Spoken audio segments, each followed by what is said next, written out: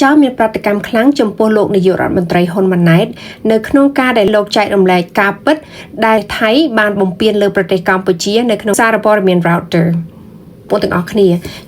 បងប្អូនសូមជួយ share វីដេអូនេះឲ្យខ្ញុំម្នាក់មួយណាបងប្អូនណាថ្ងៃដើម្បីដូចថាចែករំលែកឲ្យប្រជាជនកម្ពុជាយើងទាំងអស់គ្នាបានដឹងបានយល់អំពីរឿងមួយនេះក្នុងរយៈពេលប្រហែលថ្ងៃនេះបងប្អូនឃើញគ្រប់កាសែតទាំងអស់នៅលើពិភពលោកបានដូចថាចុះផ្សាយ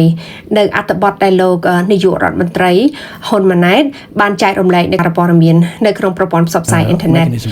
to promote peace, stability, and also to build and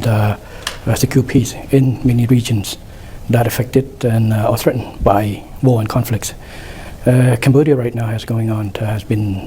in border issue with Thailand over the past 6 months,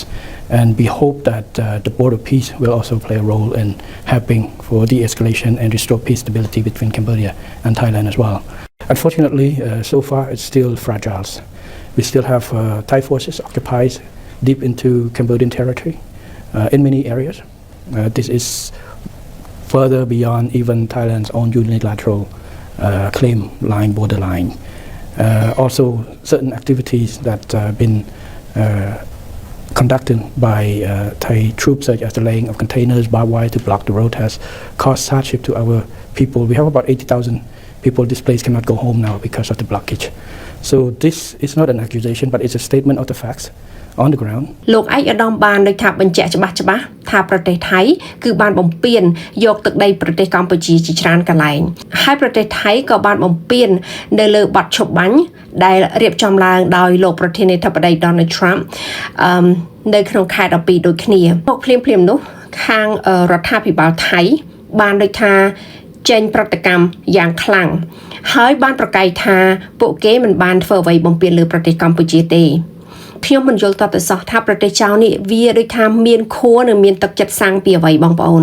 អ្វីក៏ដោយដែលពួកយើងនិយាយក្នុងនាមដូចថាជាការពិតវាបែរជាចោតប្រកាន់យើងទាំងស្រស់តែម្ដងពួកវាបានប្រតិកម្មខ្លាំងចំពោះរឿងនេះបងប្អូនក៏ប៉ុន្តែចំពោះការពិតគឺជាការពិតពិភពលោកបច្ចុប្បន្នឥឡូវនេះបានដឹងបានឮពីរឿងបញ្ហាដែលពួកវាបានបំពេញអតីតកាលបងប្អូននឹងស្រាប់ហើយថាពួកវាមានដូចថាគ្រប់គ្រងខាងប្រព័ន្ធផ្សព្វផ្សាយខ្លាំងមែនតើប្រព័ន្ធផ្សព្វផ្សាយទាំងអស់នោះដោយសារតែគេដូចថាបានចុះដោយសារតែគេបានដូចថាឈរនៅប្រទេសវាផងអញ្ចឹងគឺគេផ្សព្វផ្សាយភាគច្រើនធ្ងន់ទៅលើខាងពួកវា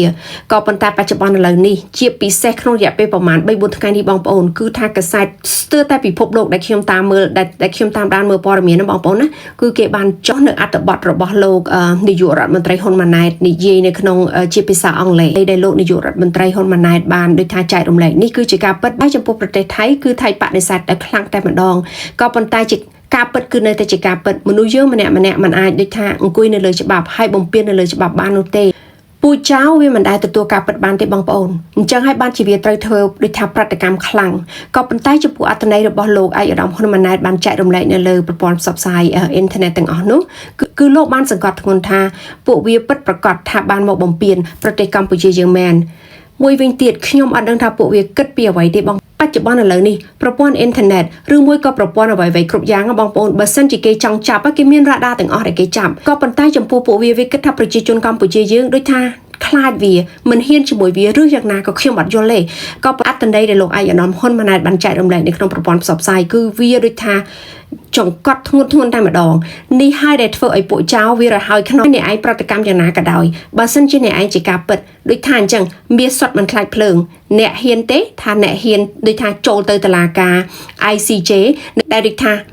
មកប្រឈមមុខនឹងដោះស្រាយអ្វីដែលពួកអ្នកធ្វើគឺពួកអ្នកអត់ហ៊ានប្រឈមមុខទេពួកបានតែដូចថាខ្លែងបន្លំព័ត៌មានបានដូចថាស្រែកពីក្រោយខ្នងគេប៉ុណ្ណោះសង្ឃឹមថាពួកវានឹងដូចថាឡើងមកដោះស្រាយដោយសន្តិវិធីជាមួយនឹងតុលាការ ICJ រកសន្តិភាពឲ្យប្រទេសកម្ពុជានិងប្រទេសវាក៏ប៉ុន្តែបងប្អូនជឿថាពួកវាចង់បានសន្តិភាពបងប្អូនជឿថាពួកវានឹងព្រមកាលពីមុនបោះឆ្នោតវានិយាយថាវាអត់ទាន់មានរដ្ឋាភិបាលត្រឹមត្រូវអញ្ចឹងវាសុំពេលវេលាឥឡូវនេះបោះឆ្នោតក៏រួចរាល់ហើយដែរអញ្ចឹងមកយើងគិតថាខ្លួនយើងនេះគឺជា original ខ្មែរគឺជាអ្នកខុសពីយើងអញ្ចឹងមកយើងគិតថាយើងគឺជាម្ចាស់របស់ខ្លួនយើងនេះហ្នឹងហើយយើងអាចមកដោះស្រាយនៅតុលាការមនុស្សយើងបើសិនជាយើងមិនបានធ្វើអីខុស អត់មានអីដែលត្រូវខ្លាចទេដែលត្រូវមកដូចថាឡើងមកដោះស្រាយនៅតុលាការចាំមើលថាតើពួកវាហ៊ានធ្វើដោយសម្ដីពួកវាដែរឬក៏អត់ខ្ញុំហួសចិត្តតែម្ដងដែលវាចេញប្រតិកម្មបដិសេធថាវាមិនបានធ្វើខ្ញុំអត់ដឹងថាពួកវានេះពួកអាអ្នកដឹកនាំប្រទេសថៃនេះវាដូចថាប្រើខួរអ្វីនៅក្នុងការដែលថាមកឆ្លើយតបនិងដូចថាមកដោះស្រាយការទូតនេះខ្ញុំអត់យល់តែម្ដងក្រោយដែលព័ត៌មាននេះបានចែករំលែកខ្ញុំជឿជាក់ថាពិភពលោកនឹងចាប់ផ្ដើមបង្វែរទិសហើយពិភពលោកនឹងយល់ថាតើប្រទេសណាដែលជាប្រទេសឆ្លៀនពៀនគេដោយពិតប្រាកដការរួមប្រទេសកម្ពុជាគឺមានភស្តុតាងទាំងអស់ក៏ប៉ុន្តែចំពោះប្រទេសវាគឺអត់មានភស្តុតាងអ្វីទេអញ្ចឹងចំណុចនេះខ្ញុំជឿជាក់ថាប្រទេសថៃពិតជាដូចថាព្រួយបារម្ភពីទង្វើរបស់ខ្លួនធ្វើហើយទស្សនៈរបស់ខ្ញុំគិតថាពួកវាមិនហ៊ានឡើងមកដោយថាឆ្លើយតបនៅក្នុងតុលាការទេ